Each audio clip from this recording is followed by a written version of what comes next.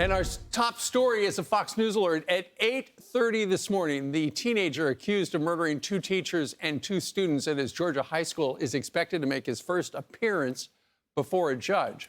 This comes after his father is arrested and charged in connection with the shooting rampage. Brooke Singman has this story. Brooke.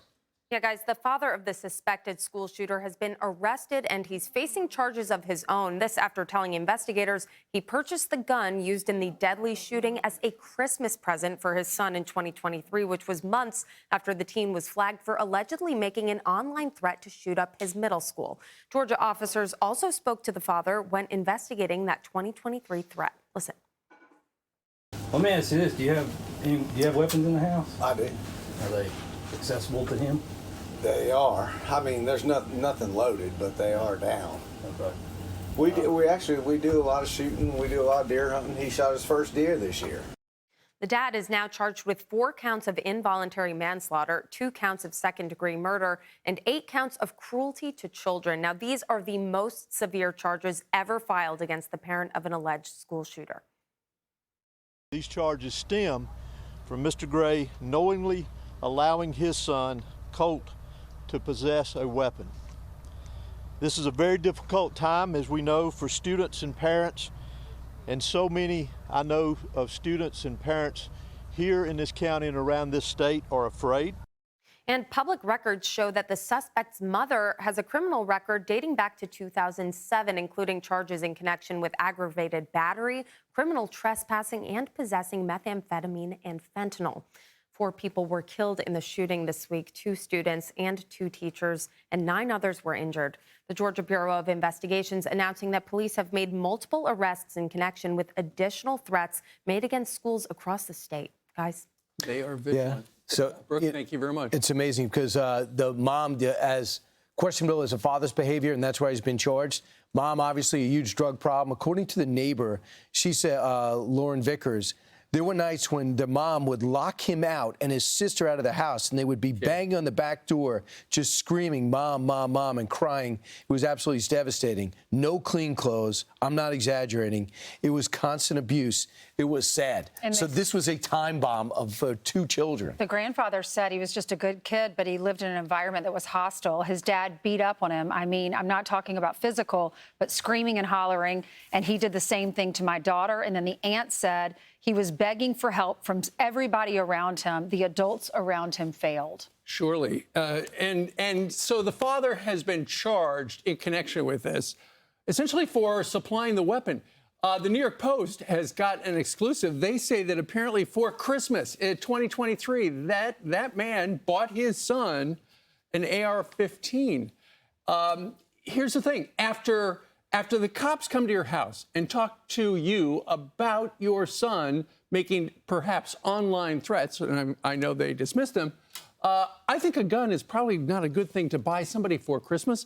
Nonetheless, we've gotten our hands on a little bit of the sound where the sheriff goes to the house and talks to the father after online threats were made about a school shooting on the Discord app, which is used by a lot of gamers. And this was in May, before that Christmas, when he allegedly bought his son the gun. That's right. So this is after the FBI tipped him off.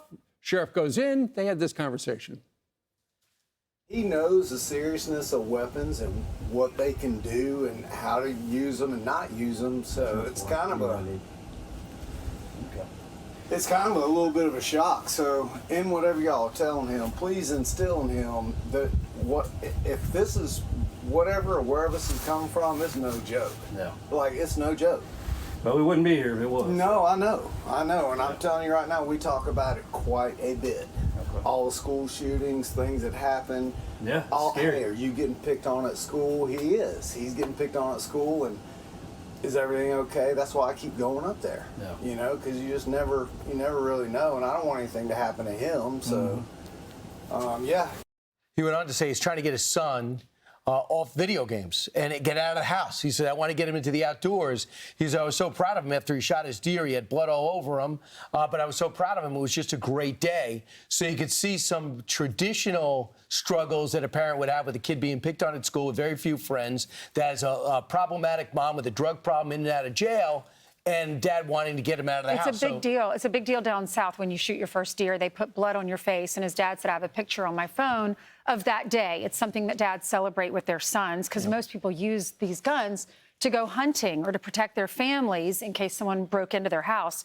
Something that we need to be reminded of, we need to remember these 4 victims. And the 14-year-old young boy, Mason, a chaplain spoke to the media and said, I was outside of the school and I was trying to comfort his mom because his mom got a message from Mason saying, Mom, I'm in the bathroom. And so she shows up at the school and she can't find her son.